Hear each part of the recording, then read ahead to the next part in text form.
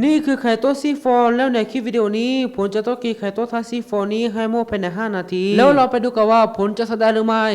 แล้วตัวนี้ผมได้ต้มไข่มาไปทีเรียบร้อยแล้วเพราะฉะนั้นสิ่งแรกที่ผมจะทำก็คือผมจะปอกเปลือกเลยและไข่ทาซีฟอนนี้ผมจะต้องกินให้หมดภายใน5 นาทีแล้วเราไปดูกันว่าไข่ทาซีหน่วยนี้ผมจะกินหมดภายใน5 นาทีได้หรือไม่แล้วตัวนี้ผมปอกเปลือกเสร็จแล้วนะลูกหลังจากที่ผมปอกเปลือกแล้วผมจะใส่ไว้อยู่ในถ้วยนี้และหลังจากที่ผมได้ปอกเปลือกเสร็จทาซีฟอนแล้วจึงค่อยมากินทีหลังเอาล่ะผมจะปอกเปลือกต่อ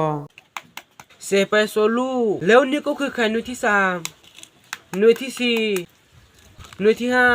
5หน่วยที่6หน่วยที่7หน่วยที่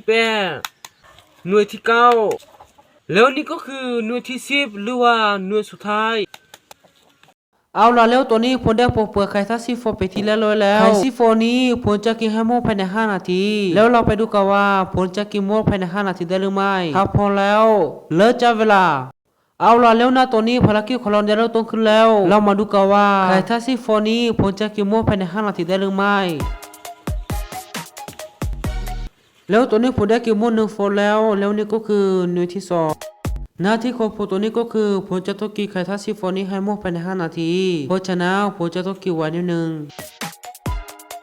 เย่แล้วค่ะเธอตัวนี้ผมสละคอเดี๋ยวถึงผมจะสละคอผมก็จะพยายามทำต่อไปจนกว่าภารกิจนี้จะสำเร็จได้และเธอตัวนี้ผมอยากจะแนะนำให้ทุกคนถ้ากินไข่แบบผมถ้าจะกินก็กินแบบช้าๆที่ผมต้องได้กินไว้แบบนี้เพราะว่าผมกำลังทำเชลเลนจ์อยู่เสียไปโซฟอร์แล้วนี่ก็คือโฟที่3เอาล่ะผมจะต้องกินต่อทุกคนช่วยให้กระจายผมด้วยนะครับเพื่อให้ผมกินไข่ทาซีโฟนี้ให้หมดภายใน5 นาทีหรือยังไงก็รอลุกไปนะครับว่าผมจะกินหมดไข่ทาซีโฟนี้หมดภายใน5 นาทีได้หรือไม่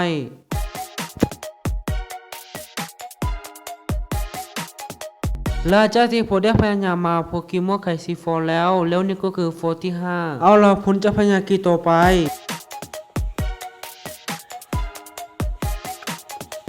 หลังจากที่ผมได้ใช้ความพยายามในการกินไข่ซีฟอนนี้ให้หมดภายใน5 นาทีแล้วในที่สุดก็ได้มาถึงไข่โฟที่สุดท้ายแล้วนี่ก็คือไข่โฟที่สุดท้ายเอาล่ะผมจะกินให้หมดซะก่อน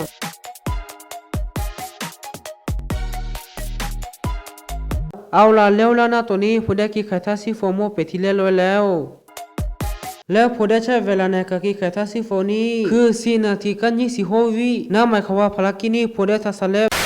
ในการกินไข่ต้มซีโนนี้มันไม่ใช่เรื่องง่ายโคตรเหนื่อยในการกินไข่ซีโฟภายใน5 นาทีมันไม่ใช่เรื่องง่ายเลยที่ควรระวังในการกินไข่ต้มก็คือในการสลัดคอมันยากมากเลยในการกินไข่ซีโฟ